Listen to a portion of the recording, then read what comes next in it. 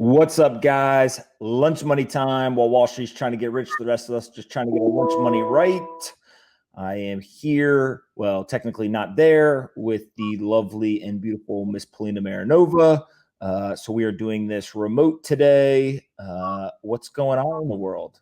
I see that you've got a beautiful sheep wool vest on today. Yeah, it's chilly. So U.S. weekly jobless claims total $3.1 million. That means that 33.5 million people are out of work. $3.1 million or 3.1 million people? Did I say dollars? People. Yeah. So 3.1 million people unemployed in the last week, which puts the total to 33.5 million in the last 7 weeks. This is going to continue until we get people back to work, right? I mean, we're kind of beating a dead horse every week with this, but the government has mandated the shutdown of the U.S. economy, and I don't think that people are going to go back to work until they can get out of quarantine. So it's pretty sad, but I don't know. And any new thoughts from last week when there was 30 million people? Thought it was interesting that Florida was the most responsible for the big dip. I don't know why Florida. Yeah, it's a good question. I mean, part of it too is I wonder how these numbers are going to change as they begin reopening the economies, right? So we saw a couple of states start to reopen. Florida reopen some of the beaches and things like that. I do wonder, will we get the kind of recurring unemployment claims to go down a little bit because people are actually going back to work or not? I don't know. We'll see, but this number is just, frankly, it's just depressing, right? I mean, 33 million Americans is more than 20% of the United States workforce, right? And that's the official number. So I don't know. It's wiped out all the job gains the economy has seen since the recovery from the Great Recession. So that tells you everything you need to know. All right, what's going on with Sam Zell? Mr. Sam Zell, Am I Being Too Subtle? A fantastic book. Highly recommend going to read. Yeah, you really like that book. Yeah, it's funny. Sam Zell said he said we're all going to be permanently scarred, and he cautions that the coronavirus will leave a Great Depression level dent in the economy. Yeah, I mean, it's possible. Definitely psychologically, I think it's going to change the way that people view a lot of activities, right? I mean, you and I have talked about, like, do you go to a movie theater after this? How do you feel about getting in the subway, right, in a packed car? So psychologically, I think that there'll be social change. I'm assuming he's talking more about kind of the way that people think about investing as well, right? And do they change the way that they allocate capital? I don't know. What do you think that people will actually change that materially? How they allocate capital? Yeah. Probably. I thought it was interesting what he said about real estate, because that's kind of what he specializes in. He said that a wave of bankruptcies is necessary for economic recovery, but the virus's pressure on demand will drive more default than usual. Yeah. I mean, look, Sam Zell is actually one of these people who he believes in free markets, right? And the idea that the defaults and the bankruptcies, what they actually do is they clean out the bad company, right? The companies who have been bad capital allocators or aren't performing. You have two options: either you let them fail, which is a natural market occurrence, or you can go in and save them. You can interfere, right? I think we're doing a little too much interfering and trying to save people. Like, they made bad decisions, they took a risk, they lost, let them fail, and somebody else will come in and buy those properties, hire those employees, and they'll be much better capital allocators, moving forward. We haven't talked too much about like the state of the real estate market. Well, what's going on there? Do you know?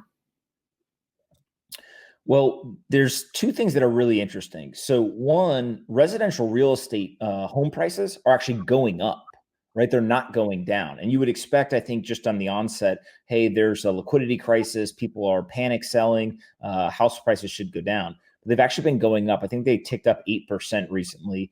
And the reason is there's been a shortage or a supply shock at the same time that there's a demand shock. And so I think that that's been a little counterintuitive and surprised people on the residential side. On the commercial side, And this is really what Sam became famous for. He built the largest commercial real estate REIT, sold it for about $40 billion to Blackstone.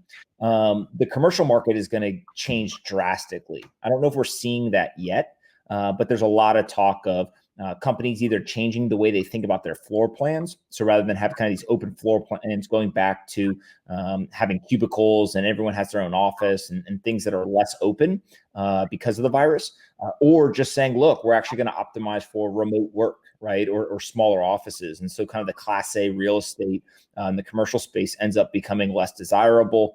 And so naturally, prices kind of come down over time. Question is, when will that happen? And two, how long does that take? And people in New York are demanding a rent freeze. So we'll see what happens. Peloton, it had. Do you think? Wait, hold on a second. This is hard doing this remote. We're champs for doing this. Do you think that people should get the rent freeze? I think if you show you have some sort of hardship or you've lost your job for X period of time, or I don't know, it's really tough, especially in New York. Yeah. Well, it's one of these things where you go back to, if you freeze rent, all you're doing is you're transferring the risk and the pain to somebody else, right? So you're taking it from the renter, putting it on the landlord. If you then do something at the landlord level, then you're transferring that risk and pain to the lender, for the mortgage or whoever. And so you can't really alleviate the pain. All you do is you try to offload it to somebody else. And then that just comes down to the question of like, is that fair, right? Or is there, breaking a social contract? But think about it. If you and I both lost our jobs and didn't have work at the time, could we afford to live here in New York City? No, of course not. But that's kind of the whole situation, right? Again, I go back to, and this is highly sensitive, right? So I kind of caveat with, I understand why people don't like when I say this, but I don't know anyone who is significantly struggling right now, who has multiple streams of income, and who spends consistently less than they make. So it's one of these things where if people did the hard, disciplined, unpopular things in the good times, they're actually set up very, very good right now, right? And in many cases, they've got savings, they've got multiple streams of income, etc. Right. So you're saying diversify your revenue stream. Yeah. It's just the whole idea of like, those people are doing well, or at least not suffering that much. People who are not in that position, right? That they're in, there's a lot of pain, and that doesn't discount that pain. Like, that pain is really bad, and we should do everything we can.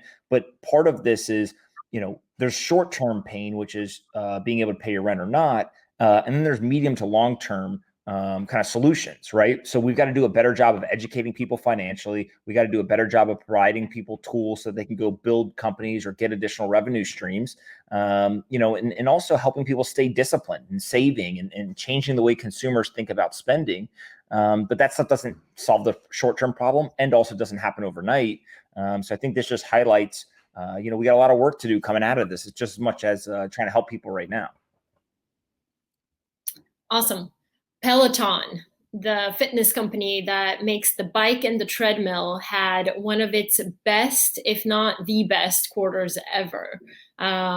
It bested Wall Street estimates for the quarter, brought in $524.6 million. Estimates were $488 million, and they're growing really fast. What do you think? I'm not surprised. Are you? No, everybody we know got a Peloton. Except for us. We don't need a Peloton. Yeah. We work out on the floor. Huh? Do you want to tell them what we've been doing lately for a workout? Yep. Do you want me to tell them what we've been doing lately for a workout? Sure. I told my brothers recently, and they thought it was cool. Go ahead. There's an app that Kayla Itzines, I think that's how you pronounce her name, has, called Sweat, and it has exercises that you can do from anywhere without, gym equipment. and it's really good. And we've been doing it. And you're sore. It's like high intensity interval training, basically, right? It's like 7 minutes of 4 exercises, and you go through those 4 exercises as many times as you can in the 7 minutes. And then it's like, okay, done. And like, oh, just kidding, another 7 minutes. And you end up doing it 4 times.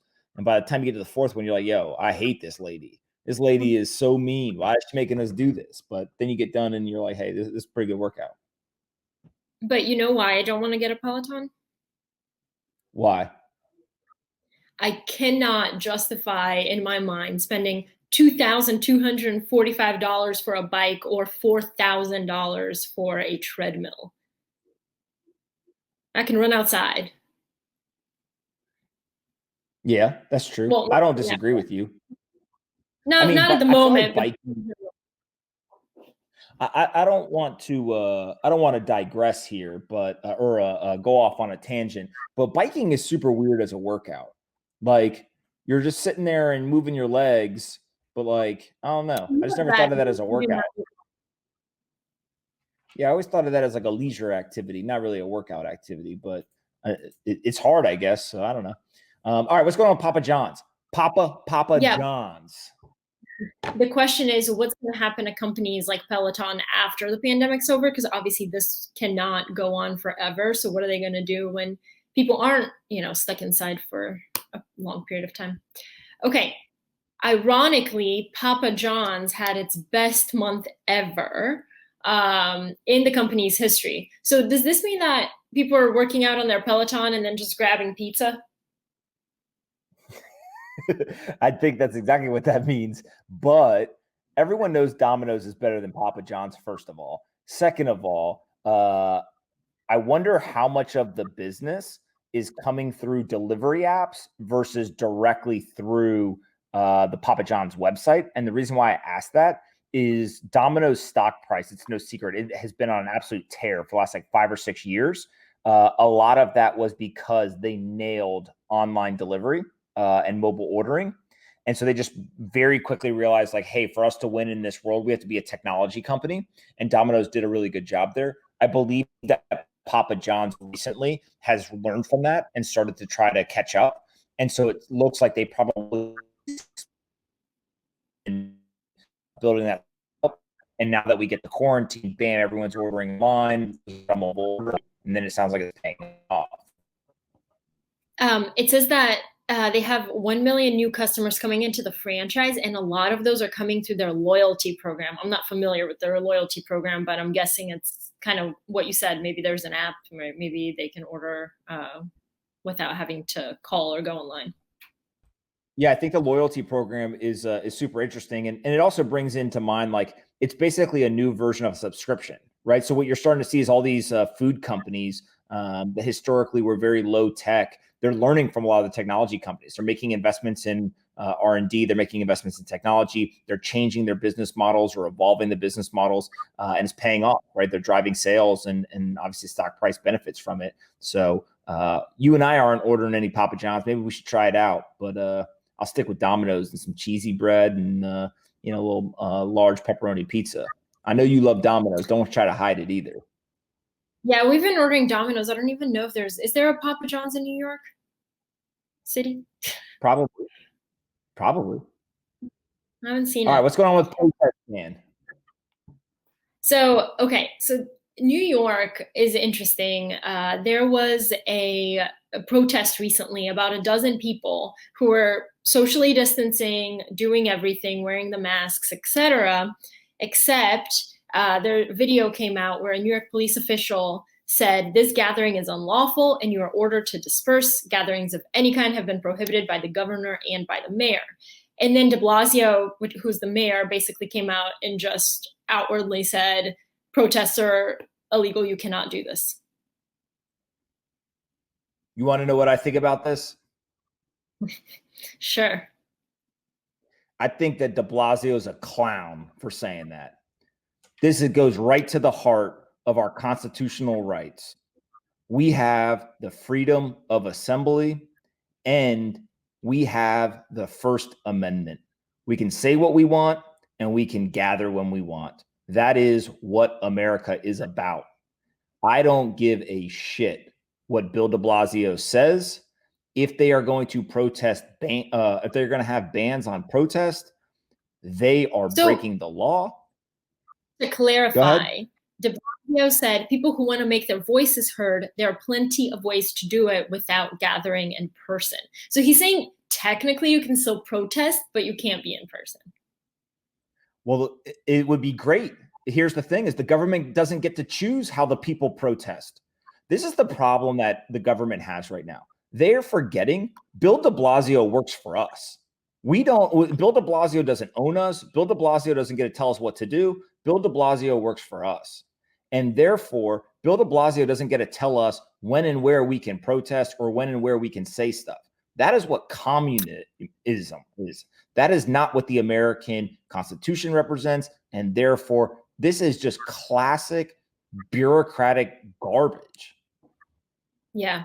So basically, and this kind of all sparked because there was a group of LGBT. There was a LGBTQ group protesting a religious group, and after the police broke up the demonstration, people were saying how they're concerned that these social distancing safety orders are being used to curtail free speech, which I kind of agree with too. Well, and here's the thing: it wasn't de Blasio who tweeted out saying something like to the Jewish community, like, we're not going to let you gather, right? And it's literally history repeating itself. It's literally targeting a religious group, right? And saying you can't do that. This is, again, you can't allow these crises to allow the government to impede on your personal freedoms or civil liberties. And this is a perfect example where the government believes the Constitution only applies when it is helpful to them. But what they don't realize is the Constitution is written to protect the people from an overreaching government. This is an overreach. You can't tell people. Right. But their what do you argument think should would happen? be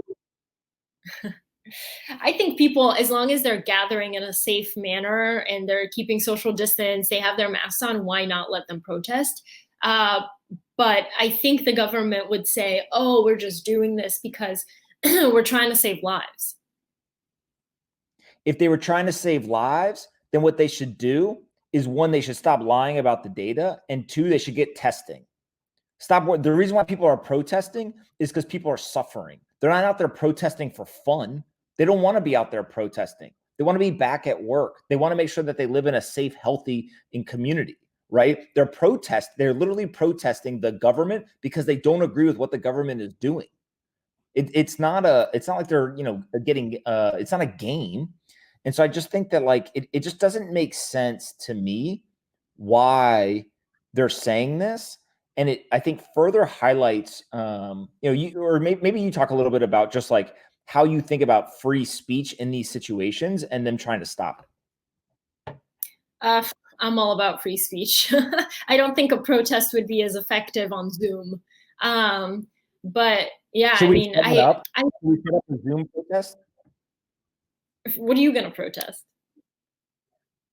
I'm a protest you wearing that sheep thing when I'm not there. I feel like that thing's fluffy. Like I could just rub it. I love it. It's very fluffy and it's very soft.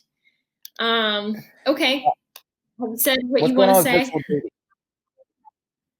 Okay, so it's interesting because I've read reports where dating is actually, or people are online dating more than they were before the pandemic, except now Tinder is saying that there's a slowing user growth, so they're not getting as many people on the app. I'm not sure if the activity is increasing, but anyway, so they're saying they're going to add video dating next quarter to kind of boost the user growth. Good idea or bad idea? I mean, it's interesting. Like, I don't need Tinder to Zoom with someone, right? Like, you would think that, what are you doing? I got my two brothers. Look, they want to be on the show. Ask them what they think about virtual dating. But anyway, I feel like the point of Tinder is... My youngest brother's single. If any girls out there, my youngest brother's single. All right. Come on, you can come if you want.